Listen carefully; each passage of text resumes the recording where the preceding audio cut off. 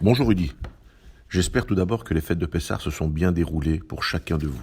Des fêtes pour la deuxième année bien particulière compte tenu de la situation sanitaire due à ce virus, qui à ce jour encore menace et perturbe la vie de millions d'individus à travers la planète.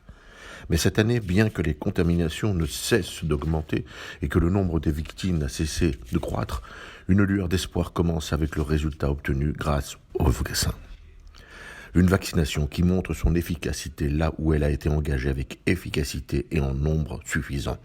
J'en veux pour preuve les résultats obtenus en Grande-Bretagne, aux États-Unis et évidemment en Israël. Comment ne pas regarder avec admiration et respect le retour à la vie qui s'est amorcé dans ces pays qui, prenant à la lettre la déclaration de guerre que nous a lancée le Covid-19, ont mis tout en œuvre pour se battre et vaincre. Souhaitons qu'il en soit de même pour tous les pays qui ont pris un retard considérable dans cette lutte contre ce virus qui tue à plusieurs niveaux. Il tue des êtres, il tue l'économie et il fragilise le moral de nombre de citoyens. Une parabole avec la fête de Pessah, au cours de laquelle nous nous sommes souvenus de notre libération de l'esclavage, et par là même de tous les esclavages visibles et invisibles. Une libération accompagnée par un envoyé du ciel, et au cours de laquelle nous avons tous accepté les lois qui ont fixé nos droits et nos devoirs.